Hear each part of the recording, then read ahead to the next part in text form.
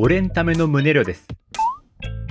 今回はクエスト版、ピコ版の VR チャットで宙に浮く方法を2つ紹介します。事前準備不要、どんなアバターでも宙に浮ける方法と、ギミックを仕込んだアバターを使って浮く方法の2つがあります。それぞれメリットデメリットがあるので、好みの方法で宙に浮かびましょう。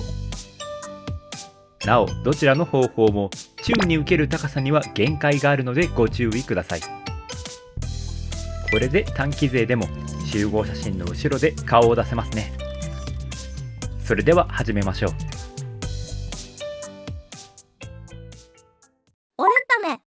まずは事前準備不要、どのアバターでも使える方法をご紹介します。やり方は簡単で、VR チャットのクイック設定から直立時の高さを設定ボタンを押すだけです。アバターの高さが床と合っていない時に使うボタンですが、これをしゃがんだ状態で押して立ち上がると、アバターを宙に浮かせることができます。高く浮きたいときは地面近くまでしゃがんでからボタンを押して立ち上がりましょう。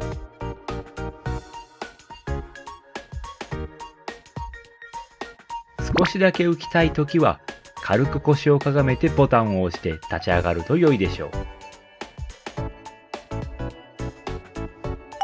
この方法のメリットは準備不要でどのアバターでも今すぐ使えることです。アバター改変の必要がないので、今のアバターが壊れる心配もありません。デメリットは高さの微調整が難しいことと、あまり高く浮けないことです。また、次に紹介する55ロコを代表に、一部のギミックが入っているアバターだと、スティック移動やジャンプで地面に戻されてしまいます。注意点はいくつかありますが、どのアバターでもすぐに使えるこの方法を知っておけば役に立つ時があるかもしれません。もう一つの方法は事前にアバターに宙に浮けるギミックを仕込んでおく方法です。今回は無料で配布されている55ロコをお借りしました。モジュラーアバターに対応しているため、ドラッグ&ドロップでアバターに追加するだけで簡単に使用できます。VR チャットに入ったらアクションメニューからギミックを発動しましょう。55ロコの場合、浮遊ギミックは UFO のアイコンから実行できます。余談ですが、ギミックで飛ぶ方法は Steam VR 版はもちろん、デスクトップ版やモバイル版でも使用可能です。ギミックで宙に浮くメリットは、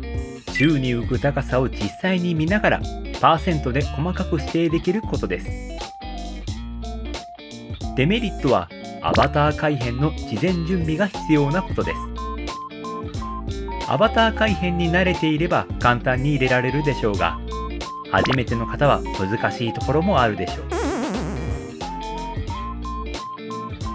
う。なお、今回お借りした55ロコは多くの姿勢制御機能を持ったギミックです。宙に浮く反対に地面に埋まることもできますし、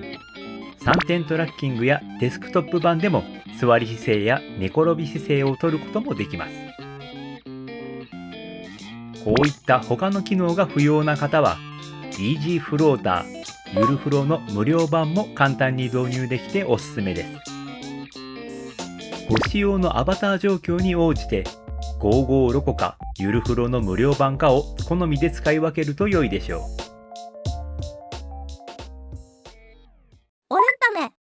以上、クエスト版、ピコ版の VR チャットで宙に浮く方法を2つご紹介しました。Steam の OVR を使った方法と比べると、高さ範囲の限界やアバターごとに事前の準備が必要などの制限がありますが、クエスト、ピコ短期でも受けるということが広まれば、この動画を作った甲斐があります。もしこの情報がためになったなら、高評価、チャンネル登録していただけると今後の励みになります。また、ぜひお友達にもこの動画を紹介していただけると嬉しいです。このチャンネルではメタクエストの情報を中心に変わった使い方やおすすめのゲームアプリなどを紹介しています。また毎日19時にゲームの割引や無料化の情報、もしくは私が実際に遊んだ VR ゲームの短いレビューのいずれかを投稿しています。次にプレイする VR ゲームを探している方もぜひチャンネル登録して新しい情報をお待ちいただければと思います。いい情報は共有したい。お前のためが俺んため。ムネリョでした。それではまた次の動画でお会いしましょう。